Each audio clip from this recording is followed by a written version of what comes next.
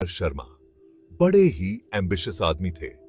उनका सपना था हमारे इस छोटे से टाउन को एक बसलिंग सिटी बनाना। एक दिन उन्होंने अपना ग्रैंड प्लान अनाउंस किया, एक स्टेट ऑफ द आर्ट जू। ये प्रोजेक्ट बड़ा ही एम्बिशियस था। इसके लिए सिटी के आउटस्कर्ट्स में फैले एंशिएंट फॉरेस्ट को साफ करना जरूरी था। बहुत लोगों ने प्रोटेस्ट किया। उन्होंने फॉरेस्ट की सैंक्टिटी की बात की, वहां रहने वाले स्पिरिट्स की बात की। लेकिन कहते हैं ना, प्रोग्रेस किसी का इंतजार नहीं करता। पेड़ काटे गए, उनकी सदियों पुरानी विस्पर्स कंस्ट्रक्शन के शोर में दब गईं। देखते ही देखते वो हरी भरी जगह ठंडे कंक्रीट और लोहे की सलाखों में तब्दील हो गई। जू देखने लायक था। दुनिया भर से एनिमल्स लाए गए थे, एग्जॉटिक और ऑ इंस्पायरिंग। शहर खुश था। इतने बढ़िया जू को देखकर उनकी सारी एप्रीहेंशंस गायब हो गई। उन्हें क्या पता था, जंगल ये सब नहीं भूला है। विस्पर्स अब चीखों में बदल चुकी थी। स्पिरिट्स अपने घर की बर्बादी से गुस्से में थे। जल्द ही उनका गुस्सा फूटने वाला था। उनका बदला पूरे शहर में दहशत बनकर गूंजने वाला था।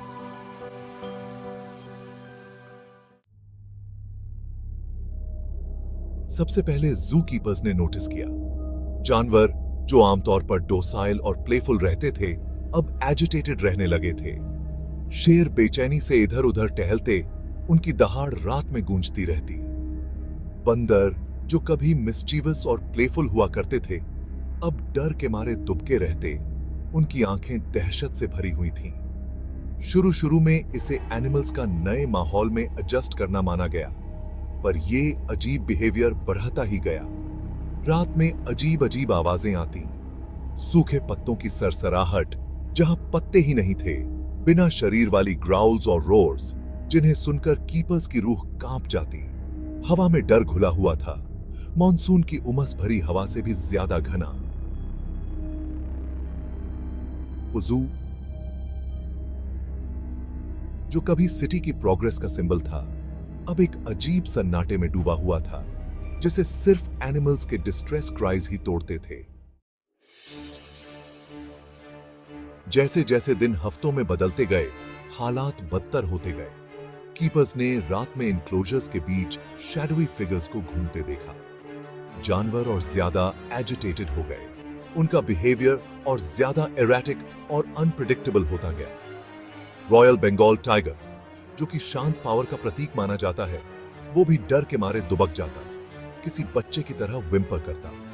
जू वेटरिनेरियन डॉक्टर एनिल बिल्कुल क्लूलेस थे। मेडिकल टेस्ट्स में कुछ अनयूजुअल नहीं निकला, फिर भी जानवर क्लियरली सफर कर रहे थे। उनकी आंखें, जिनमें एक प्राइमल फियर दिखता था, वो मानो कोई डार्क नॉलेज रखती थी, मदद के लिए कोई साइलेंट प्ली। शहर में लोगों के विस्पर्स और तेज हो गए। उनका कहना था, जंगल के स्पिरिट्स अपनी बर्बादी का बदला ले रहे हैं। जू, जो कि सेक्रेड ग्राउंड पर बना था, अब जिंदा और मुर्दों की लड़ाई का मैदान बन गया था। डॉक्टर अनिल ने इन सुपरस्टिशंस का मजाक उड़ाया, लेकिन मन ही मन उनके अंदर भी डाउट का बीज पनपने लगा था। वो जानवरों की आंखों में दिख रहे टेरर को कैसे एक्सप्लेन करते, उस पैल्पेबल फियर को जो हवा में घुला हुआ था। एक रात जो सोचा नहीं था, वो हुआ। राजा, वो विशाल हाथी जो हमेशा से एक जेंटल जायंट था, वो भी टूट गया। उसने जोर से चिंगाड़ लगाई। उसकी चीखें पूरी रात गूंजती रहीं। उसने अपने एनक्लोजर के बैरियर्स तोड़ डाले। जू में दहशत फैल गई। स्टाफ ने हालात को कंट्रोल करने की पूरी कोशिश की, पर डर एक बीमारी की तरह फैल रहा था, एक जानवर से दूसरे जानवर में। देखते ही देखते पूरा जू केओस में बदल गया। हर तरफ रोर्स, ग्राउल्स और श्रीक्स की आवाजें गूंज रही थीं। शहर, जिसे कभी अपने जू पर नाज था, अब दहशत से देख रहा था। जैसे ही इस घटना की खबर आग की तरह फैली, जू को तुरंत बंद कर दिया गया। अथॉरिटीज हालात पर कंट्रोल पाने की कोशिश कर रहे थे। जो बात रात में विस्पर्स से शुरू हुई थी, वो अब एक भयानक सच्चाई बन चुकी थी। जंगल के स्पिरिट्स अब सिर्फ सायों में छुपकर नहीं रहना चाहते थे।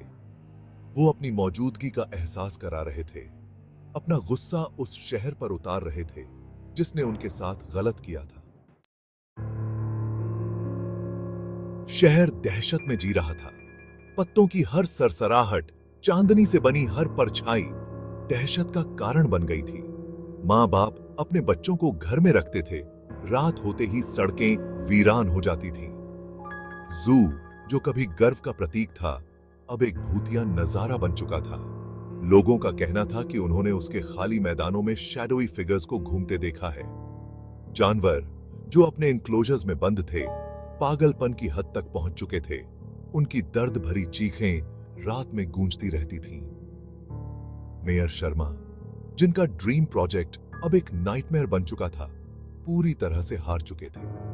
उन्होंने वार्निंग्स को सुपरस्टिशन मानकर नजरअंदाज कर दिया था, पर अब सबूत उनके सामने थे। शहर पर अदृश्य ताकतों का कब्जा हो चुका था।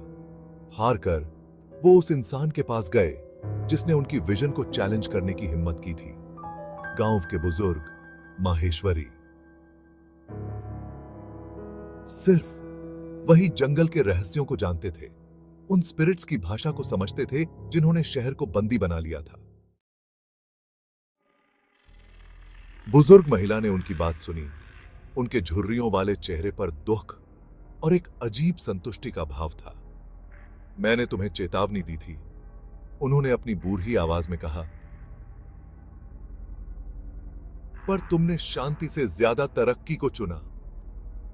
अब स्पिरिट्स बेचैन हैं, वो अपने घर की बर्बादी का बदला चाहते हैं।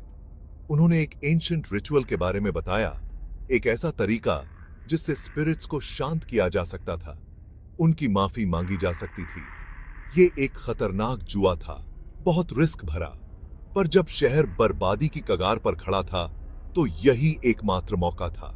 इस दौरान जानवर और ज्यादा बेचैन हो गए। उनकी दहाड़ें और चीखें दहशत का एक भयानक संगीत बन गईं, जो शहर की खाली सड़कों पर गूंज रही थीं। लोगों के दिल दहशत से भर गए। वो फंस चुके थे। उनका कभी का जीवंत शहर उन ताकतों के कब्जे में था जिन्हें वो न तो समझते थे और न ही कंट्रोल कर सकते थे। न्यूज चैनल्स पर जू एनिमल्स की तस्वीरें दिखाई जा रही थीं। उनकी आंखों में एक प्राइमल फियर दिखाई दे रहा था। यह नजारा इतना भयानक था कि बहादुर से बहादुर इंसान की भी रूह कांप उठे। शहर ने अपनी सांसें रोक रखी थीं, एक चमत्कार की प्रार्थना कर रहा था। माहेश्वरी के मार्गदर्शन में कुछ बहादुर लोग उस वीरान जू में गए। वो अपने साथ फल, फूल और अगरबत्ती लेकर गए थे। उनके दिल डर और उम्मीद के मिश्रण से धड़क रहे थे। अंदर का माहौल तनाव से भरा हुआ था। हवा में एक अदृश्य ऊर्जा का संचार था। सन्नाटा सिर्फ बेचैन जानवरों की भयानक आवाजों से टूट रहा था। डर और सड़ांत की गंध हवा में घुली हुई थी, उस दहशत की याद दिलाती थी जिसने शहर को अपनी चपेट में ले लिया था। वो एक एनक्लोजर से दूसरे एनक्लोजर तक गए, एंशिएंट रिचुअल्स करते हुए, भूली हुई भाषा में प्रार्थनाएं करते हुए। हर कदम के साथ तनाव बढ़ता गया। उम्मीद की एक किरण हवा में तैर रही थी। शहर का भाग्य, उसके निवासियों का भविष्य अधर में लटका हुआ था। जैसे ही आखिरी मंत्र उस भारी सन्नाटे में विलीन हुआ, जू में एक अजीब शांति छा गई। जानवर जो एक समय पहले तक पागलों की तरह बर्ताव कर रहे थे, शांत हो गए। उनकी बेचैनी थम गई। हवा जो कुछ देर पहले तक तनाव से भरी हुई थी, अब हल्की और साफ लग रही थी। जू के बीचों बीच, जहां कभी वो पुराना जंगल हुआ करता था, वहां से एक हल्की सी रहस्यमय चमक निकल रही थी।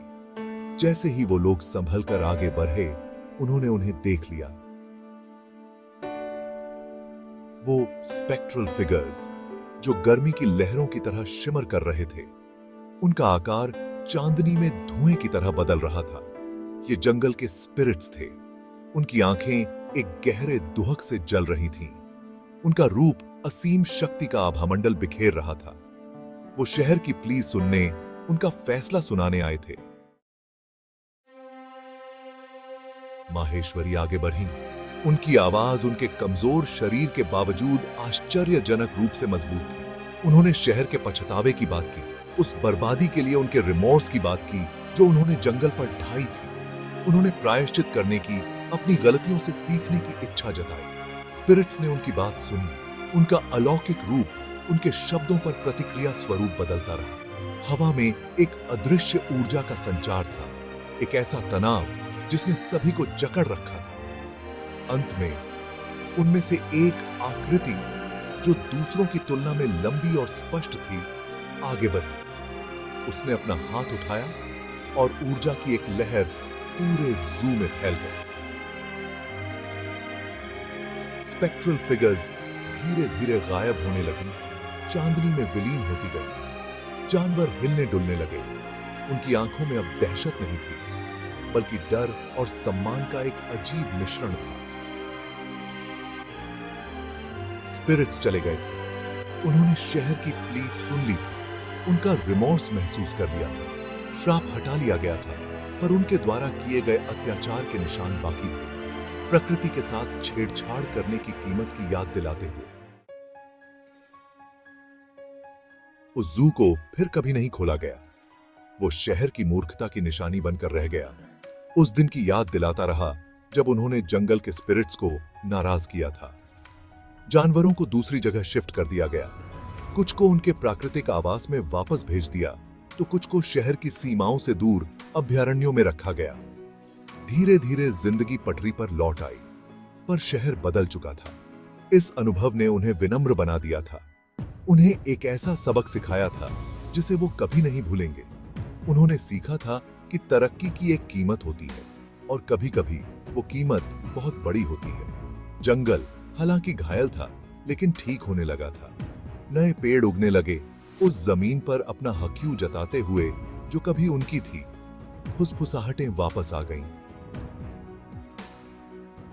अब वो नरम थीं, उदासी से सराबोर, लेकिन माफी की एक झलक भी उनमें थी। स्पिरिट्स भूले नहीं थे, लेकिन उन्होंने शहर को ठीक होने का मौका दिया था, अपनी गलतियों से सीखने का मौका दिया था। वो अनुभव एक भयानक चेतावनी थी। प्रकृति एक शक्तिशाली शक्ति है जिसके साथ खिलवाड़ नहीं किया जा सकता। इसका सम्मान करें, वरना इसके क्रोध का सामना करें।